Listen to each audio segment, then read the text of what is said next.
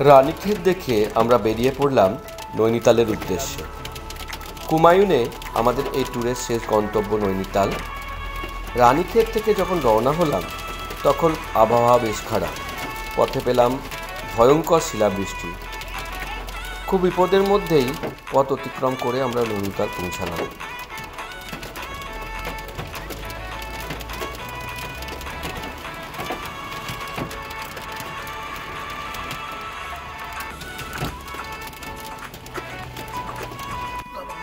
যখন আমরা নৈনিতাল পৌঁছালাম তখনও ভারী বর্ষণ হচ্ছে।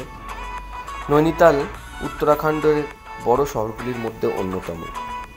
নৈনিতাল উত্তরাখণ্ড রাজ্যের বিচার বিভাগীয় রাজধানী। নৈনিতালে উত্তরাখণ্ড রাজ্যের হাইকোর্ট অবস্থিত। রাজ্যপালের নিবাস রাজভবন এখানেই। সমুদ্রতল থেকে এই শহরের উচ্চতা ৬,৩৯৮ ফুট। শহরের কেন্দ্রস্থিত উপত্যকায় যে লেকটি আছে সেটি অনেকটি চোখের আকৃতির। এই নৈনিতাল হ্রদ ১৩৩ মিটার লম্বা, ৪৬৩ মিটার চওড়া এবং এর গভীরতা প্রায় ২৫ মিটার, ফুটে ৮১ ফিট।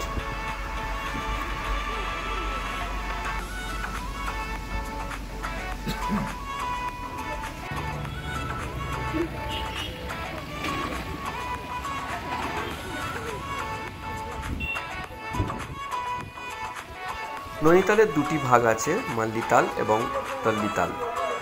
নয়না দেবীর মন্দিরটি যে দিকে অবস্থিত সেটি হচ্ছে মাল্লিতাল, আর যে দিকটা থেকে নৈনিতাল শহরে প্রবেশ করা হয় সেই দিকটা তাল্লিতাল।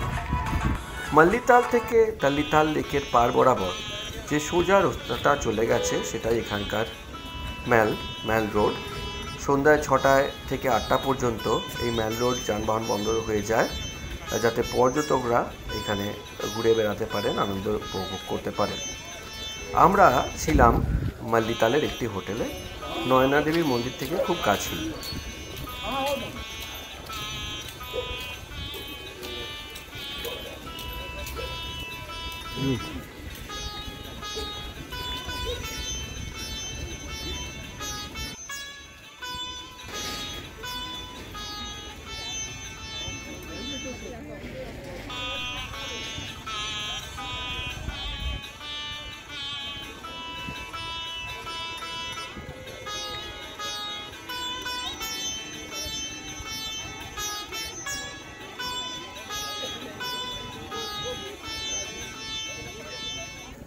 নৈনী দেবীর মন্দির ৫২ সতীপীঠের মধ্যে একটি।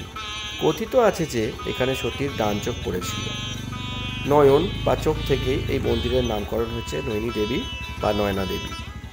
আর পার্শ্ববর্তী যে হ্রদ আছে তার নাম হয়েছে নৈনিতাল। নয়না দেবীর মন্দিরের ভেতরে ছবি তোলা নিষেধ, তাই ভেতরের ছবি আমি দেখাতে পারছি না। এই মন্দিরের পাশেই আছে একটি গুরুদুয়ারা এবং ঠিক মন্দিরের উল্টো দিকে খানিকটাই এগিয়েই একটি মসজিদ আছে। নয়না দেবীর মন্দিরের কেন্দ্র করে গড়ে উঠেছে একটা ছোট্ট মার্কেট, যেখানে পর্যটকরা বিভিন্ন জিনিস কিনতে পারেন। নানান রকম জিনিসের পসরা এখানে বিক্রি হয়। নৈনিতালের একটি স্পেশালিটি হলো সুগন্ধযুক্ত মোমের তৈরি পুতুল আর ক্যান্ডেল। তবে এখানে শীতের পোশাক বেশ দামি। কুমায়ুনে তৈরি অনেক হস্তশিল্প এই মার্কেটে পাওয়া যায়।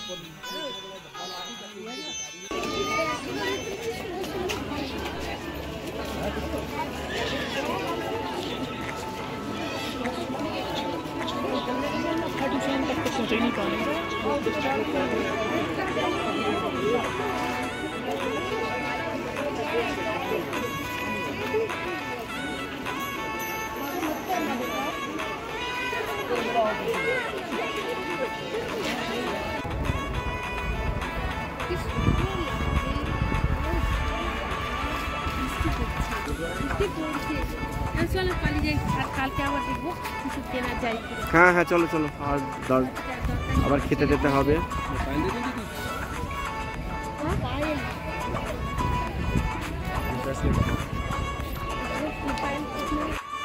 নৈনিতালে আমরা বেশি সময় থাকতে পারিনি, বলা যেতে পারে একটা সন্ধ্যা আর একটা সকাল। সকালে উঠে আগে আমরা বোটিং করে নিয়েছিলাম নৈনিতাল লেকে। এখানে প্রতি নৌকা 320 টাকা নেয় অর্ধেক লেক ঘোরানোর জন্য, আর পুরো লেক, যদিও পুরো লেক বলা হয় কিন্তু ওই 3/4 ভাগ লেক ঘোরানোর জন্য টাকা নেয় নৌকা প্রতি 420 টাকা। 320 টাকা পার বোট।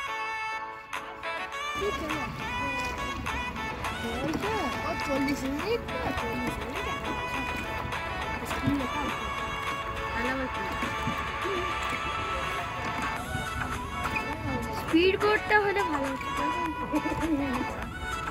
हम सिर्फ बोल बाजी नहीं सिर्फ करके लगा हम सिर्फ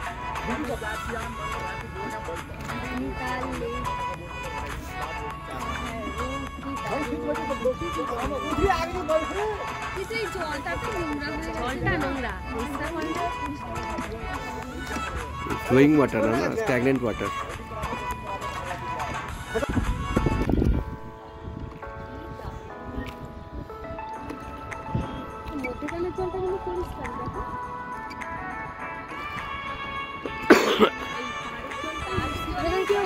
মরে গেছে মানে ডুবে না, নায়না মাথা আছে না, ওখানে নায়না দেবী টেম্পলে যাবি, ওখানে পড়েছিল।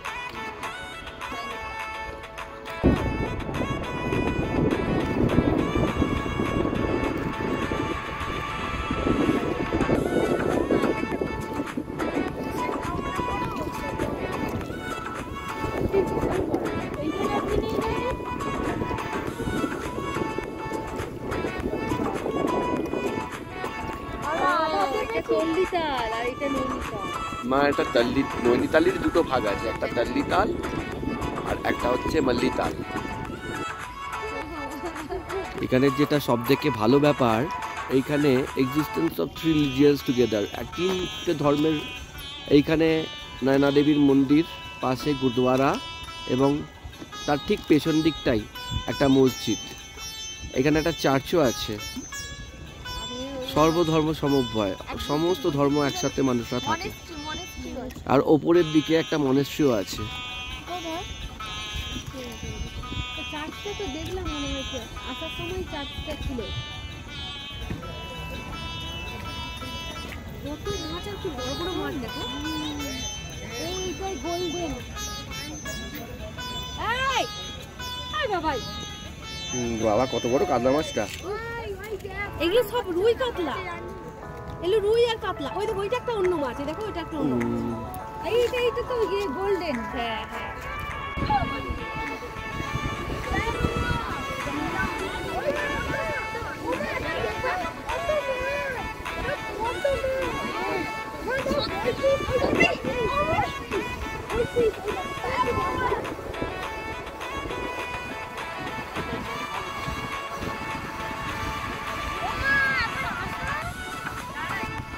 আজ রাতে আমাদের ফেরার ট্রেন ধরতে হবে কাঠগোদাম থেকে। নৈনিতাল থেকে কাঠগোদাম ফেরার পথে আমরা দেখে নিলাম বেশ কয়েকটা জায়গা।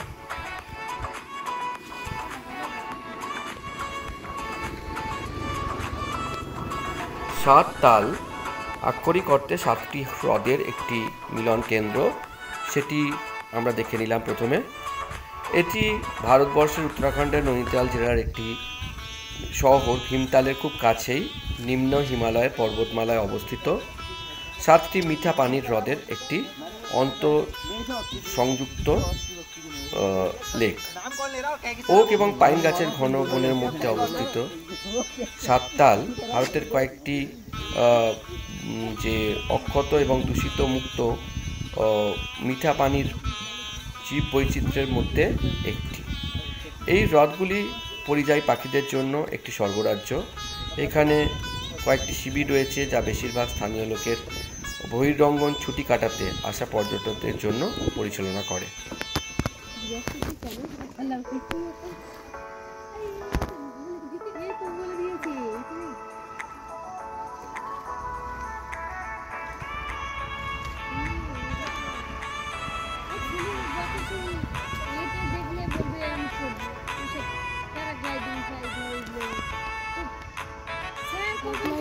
করেছিলে না তুমি?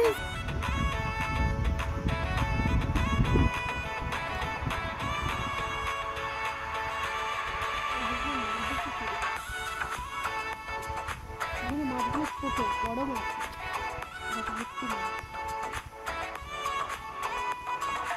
আমি এরকম ডাল আর ভাত করে দেবো, খাবে? আবার জয়েন নিয়েছে।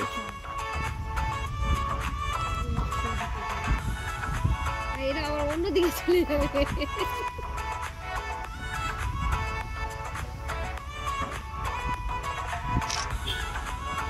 हम लोग का दीप भैया है और ये हम लोग का पायलट था पूरा टूर में और बहुत अच्छा घुमाया। तो दीप भैया आपका पूरा डिटेल्स बता दीजिए। मैं दीप भट्ट हल्द्वानी से, Bhatt ji tour and travel से, हल्द्वानी नैनीताल। गाड़ी मेरी अपना गाड़ी है, इंडिगो इनोवा। और आपका फ़ोन नंबर भी बता दीजिए। हाँ, मेरा मोबाइल नंबर है 9837096112।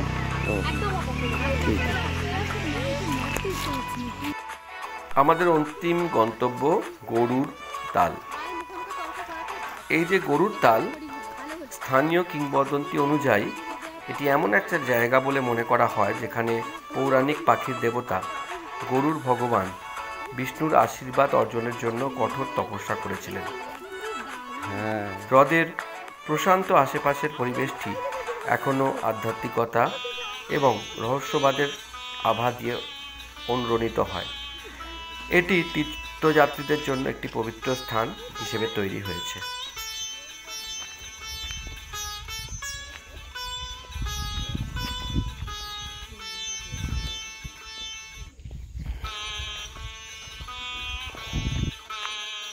ও